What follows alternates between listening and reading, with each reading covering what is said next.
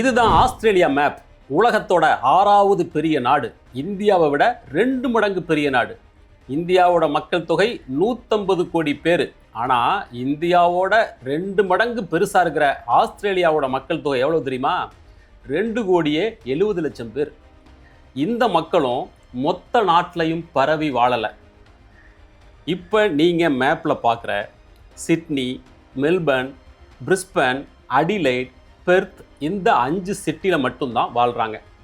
மீதி இருக்கிற மொத்த ஆஸ்திரேலியாவும் எம்டியாக கிடக்கு. இது ஏன்னா அந்த நாட்டில் பாலைவனம் ஃபுல்லாக இருக்குது அப்படிங்கிறது சிம்பிளான ஆன்சர். பாலைவனம் இருக்கான்னா இருக்குது, ஆனால் அது மட்டும்தான் காரணமானா இல்லை.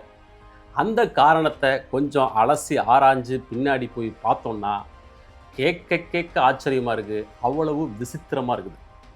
அது என்ன கதை? ஏன் 95% ஆஸ்திரேலியா எம்டியாக கிடக்கு? டீட்டெயில்டாக விரிவாக இந்த வீடியோவில் பார்க்க போகிறோம். வெல்கம் டு பிடி ரிப்போர்ட்ஸ். நான் உங்கள் பாரதி தம்பி.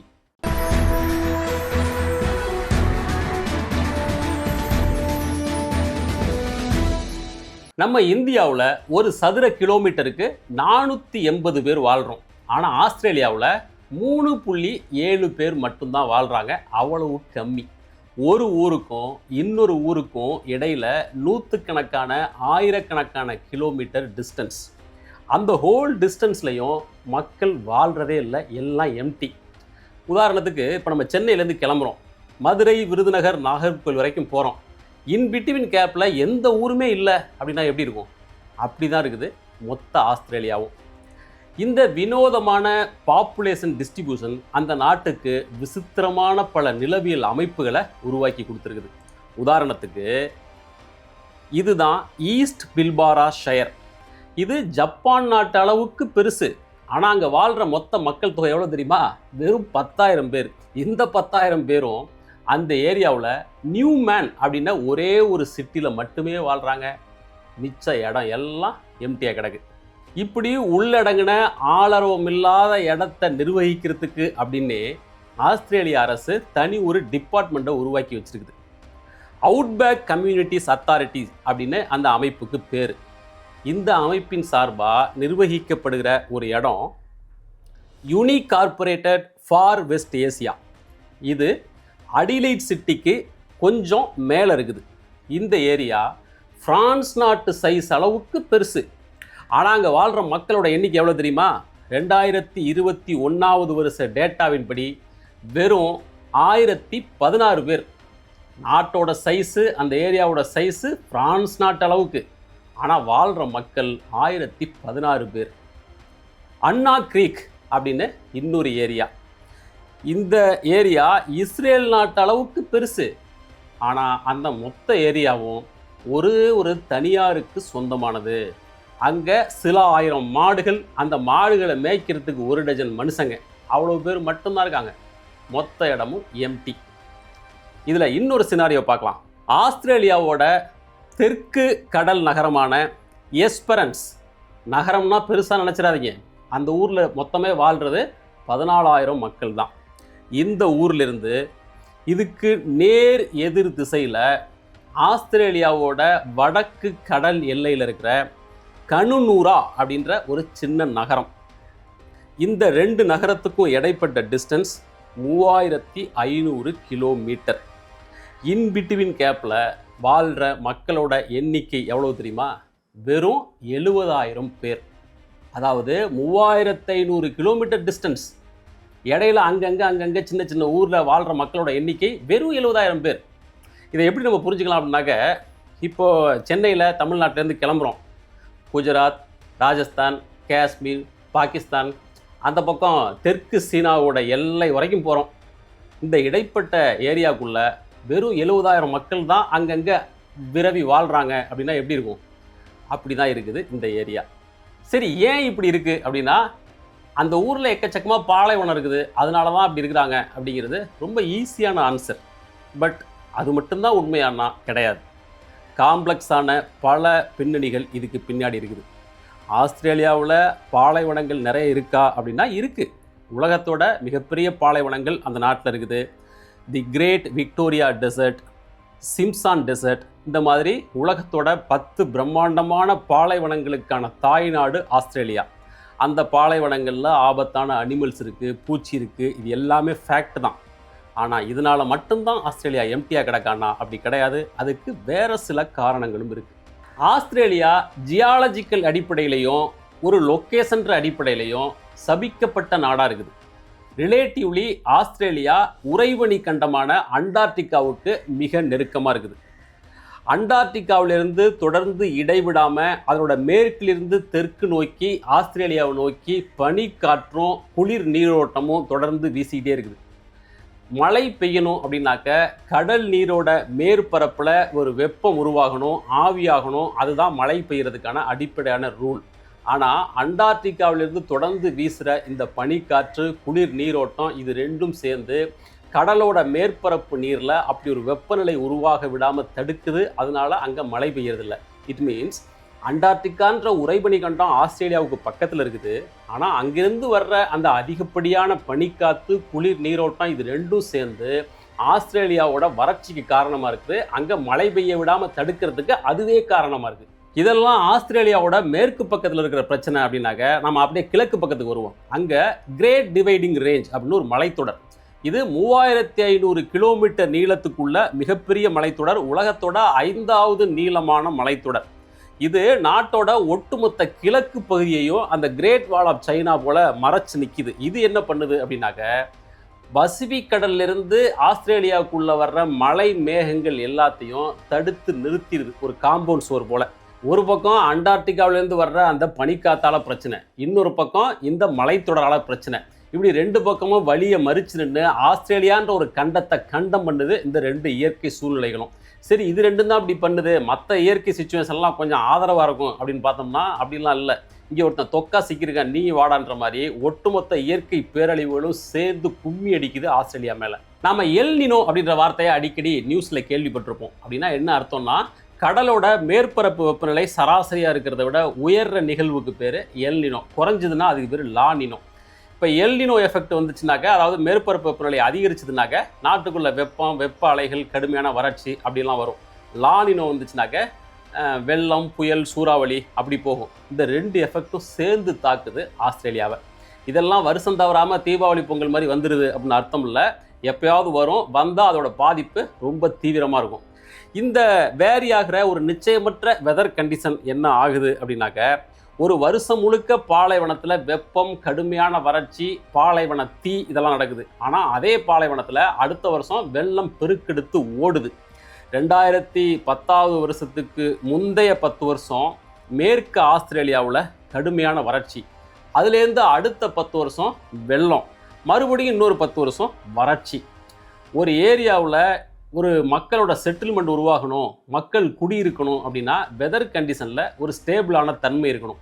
இது எப்போ மழை வரும், எப்போ வெப்ப அலைகள் தாக்கும் அப்படின்னு ஒரு நிச்சயமற்ற தன்மை இருக்குது இல்லையா? அதனால் அங்கே ஒரு நிரந்தரமான குடியிருப்புகள் உருவாகாமல் போகுது. வேணும்னா டூரிஸ்ட் போல் அப்பப்போ போயிட்டு வரலாம். அங்கேயே ஒரு ஊராக உருவாகி வாழ்கிறதுக்கு இந்த ஒரு அன்ஸ்டேபிளான வெதர் கண்டிஷன் தடையாக இருக்குது. சரி, இந்த ஏரியாவிலெல்லாம் ஜனங்க வாழவே இல்லையா அப்படின்னா வாழ்ந்தாங்க. அங்கே கொஞ்சம் பேர், இங்கே கொஞ்சம் பேர்னு சின்ன சின்ன கிராமங்கள், செட்டில்மெண்ட் இருக்குது. அப்படி வாழ்கிற அந்த மக்களோட நிலைமை எப்படி இருக்குது அப்படின்னு பார்த்தோம்னாக்க, ஆஸ்திரேலியாவில் டார்வின் அப்படின்னு ஒரு ஏரியா, ஒரு சின்ன நகரம் வடக்கு ஆஸ்திரேலியாவில் இருக்குது. ஓரளவுக்கு பெரிய நகரம் அப்படின்னு கூட சொல்லலாம். 1.5 லட்சம் பேர் அங்கே வாழ்கிறாங்க. இங்கே வருடத்தோட சராசரி மழை அளவு எவ்வளோ தெரியுமா? 1800 மில்லிமீட்டர். தமிழ்நாட்டோட சராசரி மழை அளவு 950 மில்லிமீட்டர். ஆனால் இந்த ஊரில் 1800 மில்லிமீட்டர், 2 மடங்கு. இந்த மொத்த மழையும் கூட வருஷம் முழுக்க சேர்ந்து பெய்கிற மழை இல்லை. டிசம்பர்லேருந்து மார்ச் வரைக்கும் அந்த 4 மாதத்தில் மட்டும் இவ்வளவு மழையும் கொட்டி தீக்குது. விம் கிரீக் அப்படின்னு ஒரு சின்ன ஊர், அந்த ஊரில் ஒரே ஒரு நாளில் கொட்டி தீர்த்த மழையோட அளவு எவ்வளோ தெரியுமா? 700 மில்லிமீட்டர். ஆனால் அடுத்த ஒரு சில வருஷங்களில் அந்த விம் கிரீக்கில் வருஷம் முழுக்க சேர்த்து பெஞ்ச மழையே வெறும் 4 மில்லிமீட்டர் தான். இப்படி இந்த நாட்டோட ஒவ்வொரு ஊரும் பயங்கர அன்ஸ்டேபிளாக இருக்குது. ஆஸ்திரேலியான்ற நாட்டில் ஆற்று வளம் பெருசாக இல்லை, பெரிய நதிகள் இல்லை. ஆற்று வளம் எந்த நாட்டில் அதிகமாக நல்லா இருக்குதோ அங்கே தான் விவசாயம் செழித்து வளரும். ஏன்னா பல மில்லியன் கணக்கான ஆண்டுகளாக ஆறும் நதியும் ஓடி ஓடி ஒரு வளமான செடிமெண்டேஷனை உருவாக்கும். அது விவசாயத்துக்கு உதவி பண்ணும். பட் பல மில்லியன் கணக்கான ஆண்டுகளாக இங்கே எந்த விதமான ஆறோ நதியோ இல்லை அப்படின்றதுனால ஆஸ்திரேலியாவோட மண் வளம் ஜீவன் இல்லாமல் இருக்குது, உயிர் இல்லாமல் இருக்குது. அதனால மொத்த ஆஸ்திரேலியாவோட நிலப்பரப்பே விவசாயத்துக்கு எதிரானதாக இருக்குது. ஒட்டுமொத்த ஆஸ்திரேலியாவோட பரப்பளவில் 6.55% இடம் மட்டும்தான் விவசாயத்துக்கு ஏற்றது. உலகத்தில் எத்தனையோ நாடு இருக்கும்போது ஆஸ்திரேலியாவுக்கு மட்டும் ஏன் இப்படி நடக்கணும் அப்படின்னாக்க, பரிணாம வளர்ச்சி அடிப்படையிலேயே அதுக்கு ஒரு காரணம் இருக்குது. இந்த உலகம் உருவாகி மில்லியன் கணக்கான வருஷம் ஆயிடுச்சு, மனித இனம் உருவாகி எத்தனையோ ஆயிரம் ஆண்டுகள் ஆயிடுச்சு, அவனும் வேற வேற நாடுகளுக்கு டிராவல் பண்ண ஆரம்பிச்சிட்டான். அப்படின்னாலும் கூட ஆஸ்திரேலியா அப்படின்ற ஒரு நிலப்பகுதி இருக்கிறதே உலகத்தோட மற்ற யாருக்கும் தெரியாம தான் இருந்துச்சு. அது ஒரு ஐசோலேட்டட் நிலப்பகுதியாக தான் இருந்துச்சு.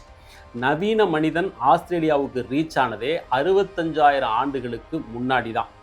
தெற்கு ஆசியா பகுதியிலிருந்து, குறிப்பாக இந்தியாவிலிருந்து அங்கே போய் செட்டில் ஆக ஆரம்பித்தாங்க பல மக்கள். அவங்களுக்கு அபரிஜினல்ஸ் பழங்குடிகள் அப்படின்னு பேர்.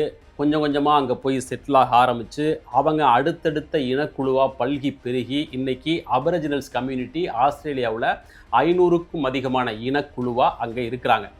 லேட்ரான் ஸ்டேஜில் அவங்களோட டிஎன்ஏவை டெஸ்ட் பண்ணி பார்க்கும்போது 11% அபரிஜினல்ஸோட டிஎன்ஏ இந்தியர்களோட டிஎன்ஏ கூட ஒத்து போகுது அப்படின்னு ஆராய்ச்சியாளர்கள் பின்னாடி கண்டுபிடிச்சாங்க. ஆனால் இவங்க யாரும் வெளி உலகத்தோட எந்தவித தொடர்பும் இல்லாமல் வாழ்ந்த பழங்குடி மக்கள் 17ஆவது நூற்றாண்டில் பிரிட்டிஷ்காரங்க அங்கே போகும்போது தான் முதல்ல அவங்களுக்கு ஒரு வெளி உலக தொடர்பே கிடைக்கிது. வேறு வகையில் சொல்கிறதா இருந்தால், இன்றைக்கி ஆஸ்திரேலியா ஆளரவம் இல்லாத ஒரு எம்டியான நாடாக கிடக்குது அப்படின்னாக்க அதுக்கு காரணம் ஜியாகிரஃபி மட்டும் இல்லை, பிரிட்டிஷ்காரங்க அங்கே போனது, அவங்க ஏற்படுத்தின காலனி ஆதிக்க நடவடிக்கை, அதுவும் ஒரு முக்கியமான காரணம். அதையும் நாம் சேர்த்து புரிஞ்சுக்கணும். 1600களில் ஒரு டச்சு கப்பல் ஆஸ்திரேலியாவுக்கு போகுது. இருந்தாலும் அதுக்கு பிறகு அவங்க ஆஸ்திரேலியாவை பெருசாக கண்டுக்கல. அந்த காலகட்டத்தில் உலகம் முழுக்க நாடு பிடிக்கிற வேட்டையில் ரொம்ப தீவிரமாக இறங்கியிருந்த இங்கிலாந்து 1788 ஆஸ்திரேலியாவில் தன்னுடைய முதல் காலனியை அமைக்கிறாங்க. அப்போ ஆஸ்திரேலியாவுக்கு போன பிரிட்டிஷ்காரங்களோட எண்ணிக்கை வெறும் 1300 பேர். அந்த காலகட்டத்தில் ஆஸ்திரேலியாவில் இருந்த அபரிஜினல்ஸ் பழங்குடிகளோட எண்ணிக்கை 6.5 லட்சம் பேர்.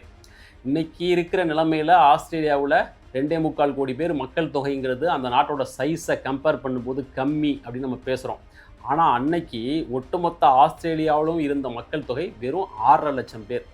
அந்த 6.5 லட்சம் அபரிஜினல்ஸ் மக்களையும் இந்த பிரிட்டிஷ்காரங்க எப்படி ஒழிச்சு கட்டினாங்க அப்படிங்கிறதையும் சேர்த்து புரிஞ்சுக்கும் போது தான் ஆஸ்திரேலியா ஏன் எம்டியாக இருக்குது அப்படிங்கிறதுக்கான உண்மையான காரணத்தையும் நம்ம புரிஞ்சிக்க முடியும். பிரிட்டிஷ்காரங்க ஆஸ்திரேலியாவை கிரிமினல் கைதிகளை அடைச்சி வைக்கிற ஒரு பீனல் காலனியாக யூஸ் பண்ணாங்க. அந்தமானில் இருக்கிற அந்த காலாபாணி சிறைச்சாலை ஒரு பீனல் காலனி தான். அதே போல் தான் அவங்க ஆஸ்திரேலியாவை யூஸ் பண்ணாங்க. அந்த பீனல் காலனியோட கன்ஸ்ட்ரக்ஷன் ஒர்க்குக்காக அபரிஜினல்ஸ் மக்களோட குடியிருப்புகள் அகற்றப்பட்டுச்சு. அந்த கன்ஸ்ட்ரக்ஷன் வேலைகளுக்கு அவங்க பயன்படுத்தப்பட்டாங்க. அடித்து துன்புறுத்தல், சித்திரவதை, கொலை அப்படின்னு எத்தனையோ அபரிஜினல்ஸ் மக்கள் அந்த பீனல் காலனி வழியாக கொல்லப்பட்டாங்க. அதுக்கு பிறகு சின்னம்மை, பெரியம்மை, காலரா இது மாதிரியான நோய்கள் பிரிட்டிஷ்காரங்க மூலமாக அந்த அபரிஜினல்ஸ் மக்களுக்கு பரவ ஆரம்பிச்சுது. அந்த மக்களை பொறுத்தவரையிலும் அவங்க பழங்குடி மக்கள், காட்டுக்குள்ளே வாழ்ந்தவங்க. இவங்களோட வருகைக்கு முன்னாடி அவங்க தொற்று நோய் அப்படின்னு ஒன்றும் பார்த்ததே இல்லை. அதனால அவங்களுக்கு இம்யூனிட்டி பவரும் ரொம்ப குறைவாக இருந்துச்சு. இவங்க மூலமாக பரவின இந்த காலரா, பெரியம்மை, சின்னம்மை மாதிரியான தொற்று நோய்கள் காரணமாக கொத்தா பல ஆயிரக்கணக்கான அபரிஜினல்ஸ் மக்கள் சாக ஆரம்பித்தாங்க. அதுக்கு பிறகு 1851 ஆஸ்திரேலியாவோட குயின்ஸ்லாந்து மாகாணத்தில் தங்க சுரங்கம் ஒன்றை கண்டுபிடிக்கிறாங்க. அந்த சுரங்க கட்டுமான வேலைகளுக்கும் இந்த பழங்குடி மக்களை பயன்படுத்துகிறாங்க. அதில் எக்கச்சக்கமான பேர் செத்து போகிறாங்க. இதன் பின்னர் முதல் மற்றும் 2வது உலகப்போர், அந்த வார்களுக்கும் இந்த மக்களை அனுப்பி வைக்கிறாங்க. போனதில் முக்கால்வாசி மக்கள் வாரிலே செத்து போகிறாங்க. அந்த வகையில் அபரிஜினல்ஸ் மக்களோட எண்ணிக்கை சொற்பமாக குறையுது. இன்னொரு பக்கம் அது வரைக்கும் உலகத்தோட வெவ்வேறு நாடுகளை நோக்கி படையெடுத்துக்கிட்டு இருந்த இங்கிலாந்து மக்கள் முதல் முறையாக அந்த குயின்ஸ்லாந்து மாகாணத்தில் தங்க சுரங்கம் வெட்டினாங்கன்னு சொன்னேன் இல்லையா, அதுக்கு பிறகு இங்கிலாந்திலிருந்து ஏராளமானோர் ஆஸ்திரேலியாவை நோக்கி வர ஆரம்பிக்கிறாங்க. அப்படி வந்தாலும் கூட எத்தனை கோடி பேர் வந்தாலும் அவங்கள தாங்குகிற அளவுக்கு மிகப்பெரிய நிலப்பரப்பை கொண்டதாக தான் ஆஸ்திரேலியா இருக்குது. அதனால் இங்கிலாந்துலேருந்து எவ்வளோ பேர் வந்தாலும் தாங்கும். இருந்தாலும் ஒரு அளவுக்கு மேலே அவங்க யாரும் இந்த பக்கம் வரலை. ஏன் வரலைன்னா, அந்த காலகட்டத்தோட ஆஸ்திரேலியாவில் இருந்த இங்கிலாந்து நிர்வாகம் குடியேற்ற விதிகளை அவ்வளவு கடுமையாக வச்சுருந்தாங்க. அதாவது இங்கிலாந்தை சேர்ந்த வெள்ளை இனத்தவங்க மட்டும்தான் ஆஸ்திரேலியாவுக்குள்ளே வர முடியும், மற்ற யாரும் வர முடியாது அப்படின்னு விதிகளை ரொம்ப கடுமையாக வச்சுருந்தாங்க. 1960களில் தான் இந்த விதிமுறைகளில் கொஞ்சம் ரிலாக்ஸேஷனை கொண்டு வந்தாங்க. அதுக்கு பிறகு வேறு வேறு ஐரோப்பிய நாடுகள்லேருந்து 30 லட்சத்துக்கும் அதிகமான மக்கள் அங்கே ஆஸ்திரேலியாவில் போய் வாழ ஆரம்பித்தாங்க. அவர்களுடைய வழித்தோன்றல்கள் பல்கி பெருகி இன்னைக்கு ஆஸ்திரேலியாவோட மக்கள் தொகை 2.25 கோடி பேராக இருக்காங்க. இப்போவும் அபரிஜினல்ஸ் மக்களோட எண்ணிக்கை ரொம்ப ரொம்ப சொற்பமாக இருக்குது. ஸோ இதுதான் ஆஸ்திரேலியா ஏன் எம்டியாக கிடக்கு அப்படிங்கிறதுக்கான அடிப்படையான காரணம். ஒரு பக்கம் ஜியாகிரபிக்கல் கண்டிஷன், இன்னொரு பக்கம் இயற்கை தாக்குதல், அப்புறம் அடிக்கடி வர்ற பனி புயல், வறட்சி, இதெல்லாம் அண்ட் பிரிட்டிஷ்காரங்களோட காலனி ஆதிக்க நடவடிக்கை, அது மூலமாக குறைக்கப்பட்ட அபரிஜினல்ஸ் மக்கள், இப்படி தொகுப்பாக பல காரணங்கள் இருக்குது. எனவே இத்தகைய காரணங்கள்லாம் இருந்தாலும் கூட நவீன கால ஆஸ்திரேலியா அப்படிங்கிறது வேறொரு முகத்தை எடுத்திருக்குது. நவீன தொழில்நுட்பத்தோட உதவியோட மிக பிரம்மாண்டமான ஆட்டு பண்ணைகள் அமைக்கப்பட்டு இன்னைக்கு உலகத்திலேயே மிகப்பெரிய ஆட்டிறைச்சி ஏற்றுமதி செய்கிற நாடாக ஆஸ்திரேலியா உருவாகிருக்குது. அதுபோக மெகா ஃபார்ம்லேண்ட்ஸ் ஆஸ்திரேலியா முழுக்க உருவாகியிருக்குது. இது எல்லாம் இருந்தாலும் கூட ஆஸ்திரேலியா அப்படின்ற ஒரு நாடு தன்னுடைய புவியியல் அமைப்பை, அதோடைய இயற்கை தன்மையை முற்றிலுமாக மீற முடியாது அப்படிங்கிறது ஒரு யதார்த்தமான உண்மை. இதனால் என்ன நிலைமை ஆஸ்திரேலியாவில் அப்படின்னாக்க, இந்த வினோதமான புவியியல் அமைப்பு காரணமாக அந்த மக்கள்கிட்ட ஒரு வித்தியாசமான வேறுபட்ட வாழ்க்கை முறை, கலாச்சாரம், பண்பாடெல்லாம் ரொம்ப ஸ்ட்ரேஞ்சாக பல விஷயங்கள் இருக்குது. அப்படிப்பட்ட அதிர்ச்சியான ஒரு தகவலை பற்றி, அதிர்ச்சியான வாழ்க்கை முறையை பற்றி நாம் இன்னொரு வீடியோவில் பார்க்கலாம். அதுவரைக்கும் இணைந்திருங்கள். மீண்டும் மற்றொரு வீடியோவோட உங்களை சந்திக்கிறேன். நன்றி.